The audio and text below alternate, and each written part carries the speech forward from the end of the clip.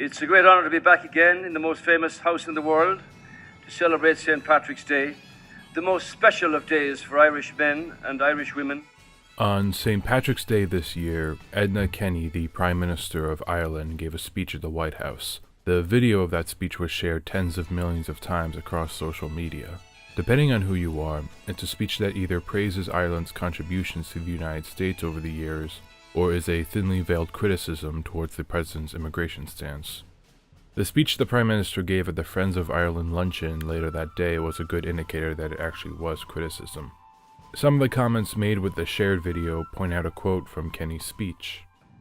We came and we became Americans. With a reasoning that immigrants assimilate to America and become Americans. What I found interesting about these comments was that they were made while not on a national holiday. St. Patrick's Day is celebrated nationally. Yeah, it's St. Patrick's Day. Everyone's Irish tonight. Why don't you just pull up a stool and have a drink with us? I don't think the comments are wrong, but I think it should be said that while people assimilate to America, America seems to also assimilate to the people. St. Patrick's Day is the day that St. Patrick supposedly died, and is celebrated as the man who brought Christianity to Ireland. More countries celebrate this holiday than any other. In the United States, the first recognition for the holiday came from Irish immigrants in 1737. Most of the Irish immigrants of the time were Protestant. The holiday took on more nationalistic and anti-British pride during the Irish potato famine and the mass immigration that brought on from it.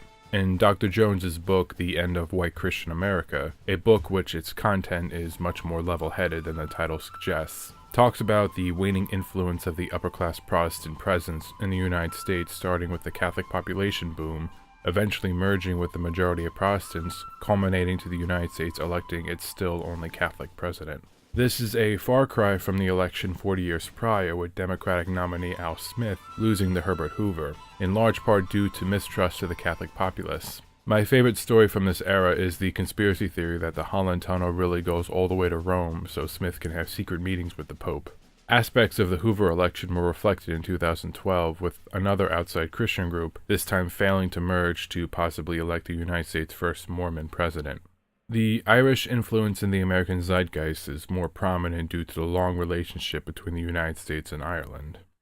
On May 5th last year, the president posted a tweet with a taco bowl to celebrate Cinco de Mayo, while also smiling like Willem Dafoe's Green Goblin. Cinco de Mayo is the celebration of the Mexican army able to successfully drive the French out of Puebla on May 5th, 1862. It was a more symbolic victory for Mexico that was unfortunately short-lived. Nonetheless, when news came out of the battle, Mexican miners in Colombia, California celebrated with music, fireworks, and drinking. The celebration stayed primarily in California but became more connected with Mexican culture during the Mexican-American Civil Rights Movement in the 1960s.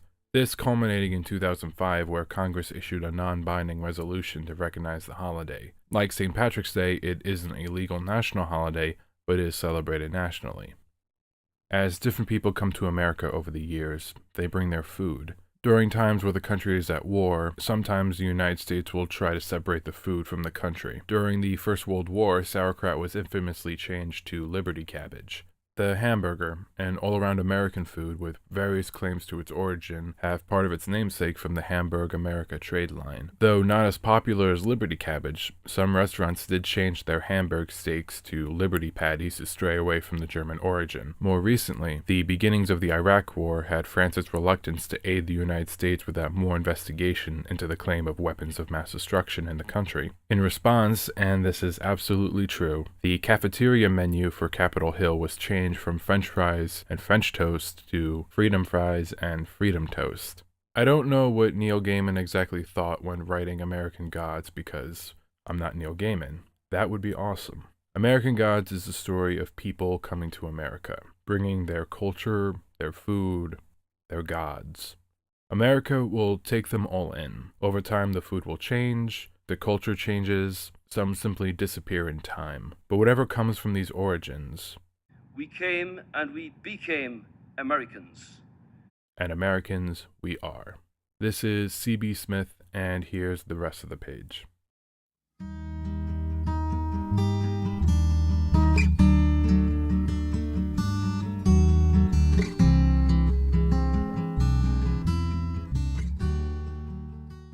Neil Gaiman. An author you were introduced to without knowing it. Either movies of his books, the scripts he wrote, the cups you drank. The man has found himself up front in the fantasy literary world. Starz recently adapted his fourth novel, American Gods, into a show which, as of this writing, is 4 episodes in.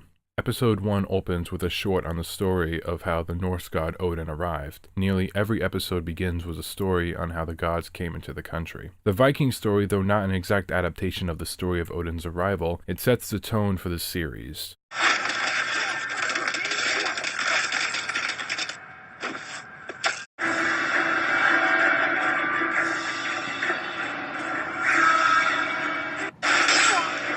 A very cartoonish tone. We then cut to Shadow Moon, released from jail with news his wife, Laura, and his friend, Dane Cook? He told you not to! I am Windextor! I will clean your soul! Yeah, that's Dane Cook. Well, his wife, Laura, and his friend, Robbie, died in a car accident, allowing Shadow to be released early for the funeral. Adapting Shadow suffers the same problem with adapting someone like Katniss Everdeen from The Hunger Games. A character that appears distant and quiet makes a hard character to follow in a show. In a novel, you can read about their memories, their thoughts, and their feelings in a situation. There is also the issue that part of Shadow's character in a novel is in fact he is distant and quiet. One of Shadow's main points is to be the audience surrogate to bring us into the world of American Gods. At the airport, Shadow suffers some issue in the novel that was resolved quickly.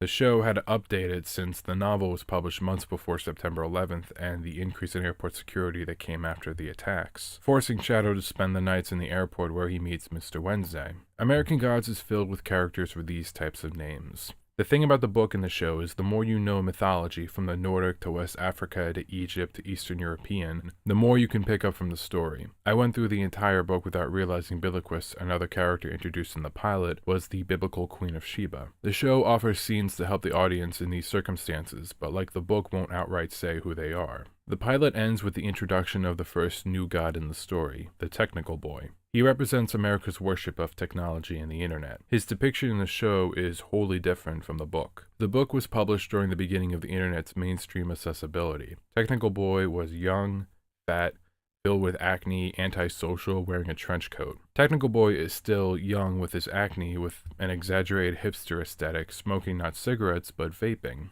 It makes sense for a modern god like the god of the internet to look like the trends of the time.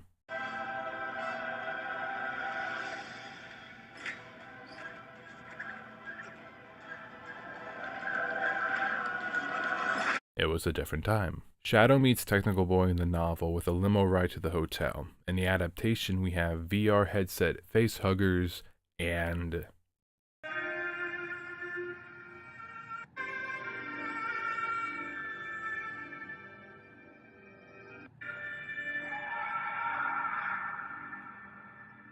It was just a limo ride.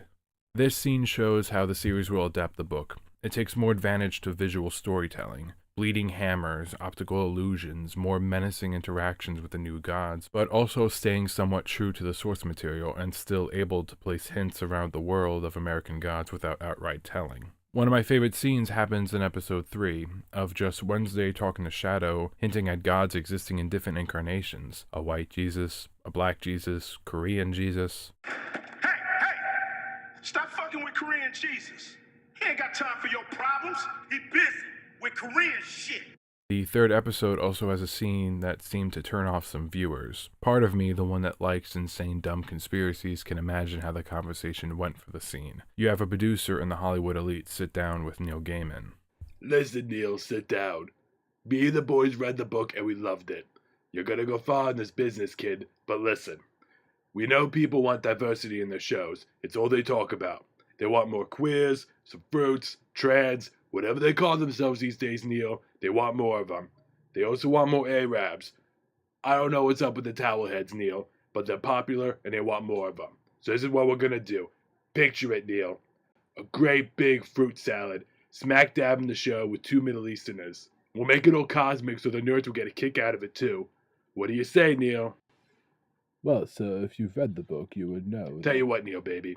If you shut your trap right now, we'll make you executive producer. How's that sound? Fans that are gay for Gaiman like me were probably very surprised the show managed to lift this scene from the book to the screen, expecting it to be something to be cut out. But they did it. Then there's the 4th episode. It's an origin episode, and everything's different, from Shadow's personality to the novel's depiction on him and Laura's relationship, including the reason behind Shadow's incarceration. But with all of that, this episode should have been the pilot, or at least parts of it. We see Shadow more than an audience surrogate. It introduces characters more fleshed out than in a novel. In a TV show, that's more needed. It's a better indicator to the changes the show is bringing than the other 3 episodes had. As of writing this, there are only 4 episodes that aired, half of the first season with 4.5 chapters shown. Outside of 1 episode, the series plays very close to the source material. It being so early, I can't fairly say which one I liked. I've read the novel, so I know the twists and turns of the show stays too close to the source material. And at a pace of about an episode a chapter, it may run too slow for me or other viewers, but it's way too early to tell. This is CB Smith, and thanks for taking a page.